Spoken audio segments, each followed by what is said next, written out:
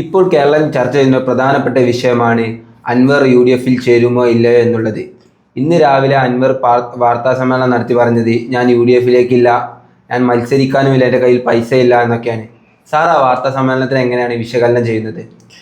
ഞാൻ ആ വാർത്താ സമ്മേളനം വളരെ സശ്രദ്ധം കേട്ടു. പക്ഷേ ഞാൻ ആരെയും വിളിക്കുകയോ സംസാരിക്കുകയോ ഒന്നും ചെയ്തില്ല. ഞാനൊരു സുഹൃത്തിനെ വിളിച്ച് ഇത് കമ്മ്യൂണിക്കേറ്റ് ചെയ്തിരുന്നു. ഞാൻ വിചാരിക്കുന്നത് PV അൻവർ നിലമ്പൂരിൽ സ്ഥാനാർത്ഥിയാകും എന്ന് തന്നെയാണ്. കാരണം ആ വാർത്താ സമ്മേളനം മുഴുവൻ വളരെ സശ്രദ്ധയോടുകൂടി വീക്ഷിച്ചാൽ വരികൾക്കിടയിലൂടെ എനിക്ക് വായിക്കാൻ തോന്നുന്നൊരു കാര്യം PV അൻവർ അവിടെ തീർച്ചയായിട്ടും സ്ഥാനാർത്ഥിയാവും. അത് എന്തുകൊണ്ടാണ് അങ്ങനെ പറയുന്നതെന്ന് വെച്ചാൽ അദ്ദേഹം പറയുന്നൊരു വാചകം എനിക്ക് മത്സരിക്കണമെന്നുണ്ട്, പക്ഷേ എൻ്റെ കയ്യിൽ പണമില്ല എന്നുള്ളത് മാത്രമാണ്.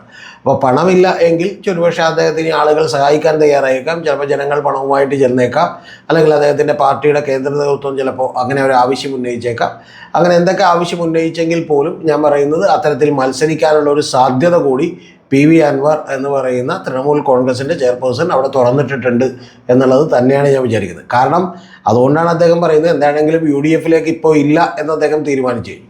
അപ്പോൾ ശിബിലേനൊന്ന് ആലോചിച്ച് നോക്കണം, ഒരു UDFിലേക്ക് ഇല്ല, അപ്പോൾ പിന്നെ മത്സരിക്കുന്നില്ല എന്ന് പറഞ്ഞിട്ടുണ്ടെങ്കിൽ വെറുതെ വീട്ടിലിരിക്കുക എന്ന് പറയുന്നത് ഒരു പ്രത്യേകിച്ച് നിലമ്പൂർ പോലുള്ള മണ്ഡലത്തിൽ ഒരു ഉപതെരഞ്ഞെടുപ്പ് നടക്കുമ്പോൾ അതിന് തൊട്ട് മുമ്പ് ഒരു MLA ആയിരുന്ന ഒരാൾക്ക് സ്വീകരിക്കാൻ കഴിയുന്ന ഒരു കാര്യമല്ല. ഞാൻ വീണ്ടും ഒരിക്കൽ കൂടി പറയുന്നു, ഇതിലുള്ള പല ആളുകളുമായിട്ടും എനിക്ക് നിരവധി പരിചയമുള്ളതാണ്. പക്ഷെ അവരോടൊന്നും കോൺടാക്റ്റ് ചെയ്യാതിരിക്കാൻ ഞാൻ മനഃപൂർവ്വം ശ്രദ്ധിച്ചിരുന്നു. കാരണം അങ്ങനെ ഇപ്പോൾ അവരെൻ്റെ അടുത്ത് പറഞ്ഞാൽ എനിക്കൊരിക്കലും അത് വീഡിയോയിലൂടെ പറയാൻ കഴിയില്ല. പക്ഷേ എൻ്റെ ഒരു നിഗമനം, ഞാൻ ഈ പറയുന്ന പോലെ റീഡിങ് ബിറ്റ്വീൻ ദ ലൈൻസ് എന്ന് പറയുന്ന പോലെ PV അൻവറിൻ്റെ വാർത്താ സമ്മേളനം വളരെ ശ്രദ്ധയോടുകൂടി കൃത്യമായി ഏതാണ്ട് 9 മണിക്ക് പറഞ്ഞിരുന്ന സമ്മേളനം തുടങ്ങുന്നത്, പത്രസമ്മേളനം തുടങ്ങുന്നത് 10 മണിക്കാണ്. ആ 10 മണി മുതൽ യഥാർത്ഥത്തിൽ ഞാനിത് വളരെ സശ്രദ്ധ വീക്ഷിച്ച ഒരാളാണ്. ഞാൻ പറയുന്നു, ഇത് നാളെയോ മറ്റന്നാളോ, അതായത് 2-ാം തീയതി വരെ പത്രിക സമർപ്പിക്കാനുള്ള ഒരു സാവകാശമുണ്ട്. ആ 2-ാം തീയതിക്ക് മുമ്പ് പത്രിക സമർപ്പിക്കപ്പെടും എന്നാണ് ഞാൻ വിചാരിക്കുന്നത്. 5-ാം തീയതിക്കകം ഇത് PV അൻവർ മത്സരരംഗത്ത് ഉണ്ടാകുമോ എന്ന് പറയാൻ ഞാൻ ആളല്ല. കാരണം 5-ാം തീയതിക്കകം മത്സരരംഗത്ത് ഉണ്ടാകുമെങ്കിൽ അത് വലിയ തോതിലുള്ള തിരിച്ചടി ഒരുപക്ഷെ UDFിനൊക്കെ തന്നെ അത് ബാധിക്കാൻ പോകുന്ന കാര്യമാണ്. അപ്പോൾ അതുകൊണ്ട് അത് എന്താകും എന്നുള്ളത് നമുക്ക് കാത്തിരുന്ന് കാണേണ്ട ഒരു കാര്യമാണ്. പക്ഷേ മത്സരിക്കും എന്നുള്ളതുമാണ്, അല്ലെങ്കിൽ നാമനിർദ്ദേശ പത്രിക കൊടുക്കാനും സാധ്യതയുണ്ട് എന്നുള്ളതാണ് ഞാൻ മനസ്സിലാക്കുന്ന ഒരു കാര്യം ആ വാർത്താ സമ്മേളനത്തിൽ നിന്ന്. സാർ, വാർത്താ സമ്മേളനത്തിൽ അൻവർ പ്രത്യേകം പറഞ്ഞത് എന്നെ എല്ലാവരും കൂടി തകർക്കാൻ ശ്രമിക്കുകയാണെന്നുള്ളതാണ്. ശരിക്കും അദ്ദേഹം അങ്ങനെ ഒരു വെല്ലുവിളി നേരിട്ടുണ്ടോ? അല്ല, PV അൻവർ ഇതിനു മുമ്പ് പറഞ്ഞിരുന്ന നെക്സസ് എന്ന് പറയുന്ന, അതായത് മറ്റ് രാഷ്ട്രീയ പാർട്ടികളിലെ ആളുകളുമായി ചേർന്ന് ഒരു നെക്സസ് ഉണ്ട് എന്ന് പറഞ്ഞൊരു വാചകം അദ്ദേഹം പലവട്ടം നമ്മളോട് പറഞ്ഞിരുന്നു. അതിന് പൊതുജന മധ്യത്തിൽ വലിയ സ്വീകാര്യതയും ഒക്കെ കിട്ടിയിരുന്നു. പക്ഷെ പിന്നീട് ഒരു UDF പ്രവേശനമൊക്കെ ലക്ഷ്യം വെച്ച് നീങ്ങുന്നതുകൊണ്ടായിരിക്കാം അദ്ദേഹം അത്തരം കാര്യങ്ങളിലേക്കൊന്നും കൂടുതൽ കടന്നില്ല, ഒരലോസരം ഉണ്ടാക്കണ്ട എന്ന് വിചാരിച്ചിട്ടായിരിക്കും. പക്ഷേ ഇന്നത്തെ വാർത്താ സമ്മേളനത്തിൽ അദ്ദേഹം കൃത്യമായി 2 തവണ വീണ്ടും ഇത്തരത്തിലുള്ള ഒരു പൊളിറ്റിക്കൽ നെക്സസ് ഉണ്ട് എന്നുള്ളതും ആ നെക്സസിൻ്റെ ഭാഗമായി അദ്ദേഹത്തെ തകർക്കാൻ വേണ്ടി തന്നെ ശ്രമിക്കുകയാണെന്നുള്ളതും അദ്ദേഹത്തിൻ്റെ ബിസിനസ്സുകളെല്ലാം തന്നെ വളരെ മോശാവസ്ഥയിലാണെന്നും ചിലപ്പോൾ 10,000 രൂപ കിട്ടാൻ പോലും വലിയ ബുദ്ധിമുട്ടാണെന്നും ഒക്കെ അദ്ദേഹം പറഞ്ഞിരുന്നു. കൂടാതെ PV അൻവർ പറഞ്ഞ ഏറ്റവും പ്രധാനപ്പെട്ട കാര്യം എന്ന് പറയുന്നത് ഈ എല്ലാവരും കൂടി തന്നെ എന്നെ ഞെക്കി ഈ പറഞ്ഞ ഇല്ലാതാക്കാൻ വേണ്ടി ശ്രമിക്കുകയാണ് എന്നാണ് അദ്ദേഹം പറഞ്ഞത്. അപ്പോൾ അതൊക്കെ യഥാർത്ഥത്തിൽ നേരത്തെ അദ്ദേഹം പറഞ്ഞിരുന്ന ചില കാര്യങ്ങൾ കുറച്ച് നാൾ പറയാതിരുന്നിട്ട് ഇപ്പോൾ എന്ത് ചെയ്യുന്നു, പറഞ്ഞതിലേക്ക് വരുന്നു എന്ന് മാത്രമാണ് ഞാൻ വിചാരിക്കുന്നത്. പിന്നെ അദ്ദേഹം ബാക്കി വെച്ചു പോയൊരു വാചകവും കൂടിയുണ്ട്. ആ ബാക്കി വെച്ചു പോയ വാചകം യഥാർത്ഥത്തിൽ ഇതിൻ്റെ പിന്നിൽ, അതായത് ഈ BD സതീശന് എന്നോട് എന്തെങ്കിലും വ്യക്തിപരമായ വൈരാഗ്യമുണ്ട് എന്ന് ഞാൻ വിചാരിക്കുന്നില്ല. പക്ഷെ വൈരാഗ്യമില്ലെങ്കിൽ പോലും മറ്റ് ചില കാരണങ്ങൾ കൂടിയുണ്ട് എന്നാണ് അദ്ദേഹം പറഞ്ഞു വെച്ചിട്ടുള്ളത്. എൻ്റെ ഒരു ഊഹം എന്താണെന്ന് വെച്ചാൽ തീർച്ചയായിട്ടും ഈ പറയുന്ന ഒരു പൊളിറ്റിക്കൽ നെക്സസിനെ കൂടി അദ്ദേഹം ഉദ്ദേശിച്ചുകൊണ്ടായിരിക്കും ഇനി കുറച്ചുകൂടി അന്വേഷണത്തിലാണ് ഞാൻ പറയാൻ ബാക്കി വെച്ചത് ഉണ്ട് എന്നുള്ളത് കൃത്യമായി പറഞ്ഞിട്ടുള്ളത്. സാർ, ഇപ്പോൾ ഇപ്പോഴും അവിടുത്തെ BJP സ്ഥാനാർത്ഥിയെ കുറിച്ചോ BJP മത്സരിക്കുന്നതിനെ കുറിച്ചൊന്നും തീരുമാനം വന്നിട്ടില്ല.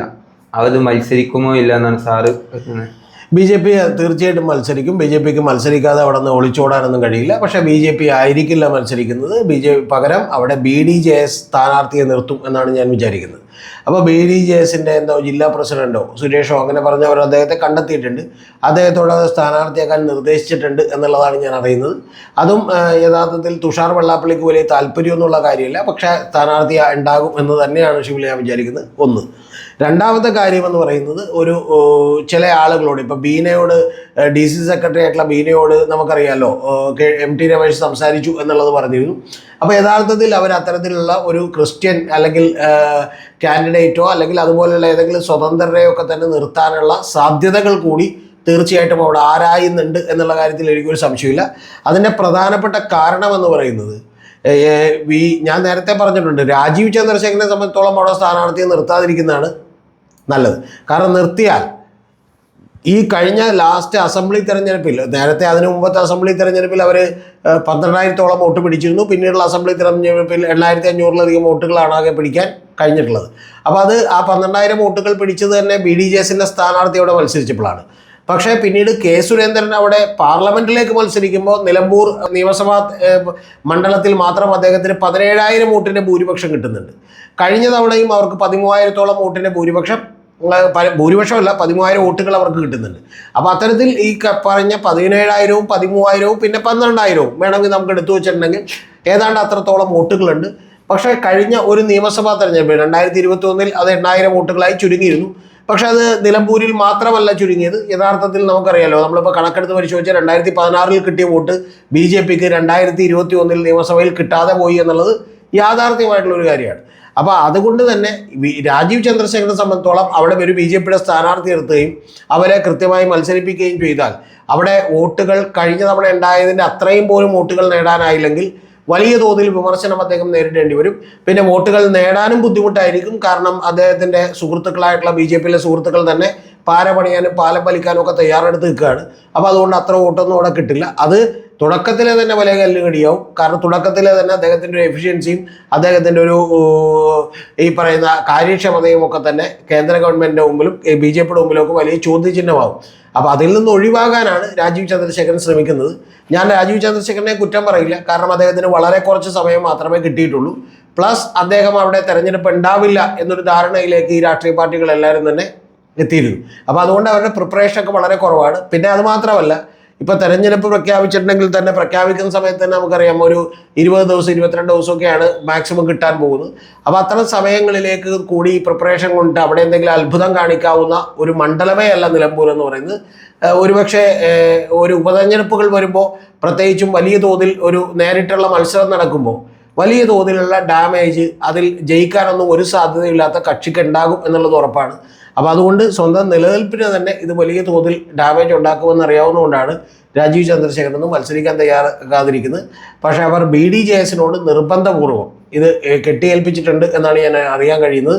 അതോടൊപ്പം തന്നെ MT രമേശിനെ പോലെയുള്ള ചില ആളുകളൊക്കെ വന്ന് അവിടെ സ്വതന്ത്രരായിട്ടുള്ള സ്ഥാനാർത്ഥികളെ തിരയുന്നുണ്ട്. അതിലാരെങ്കിലും കിട്ടിയാലും അവർ നിർത്താനും മതി.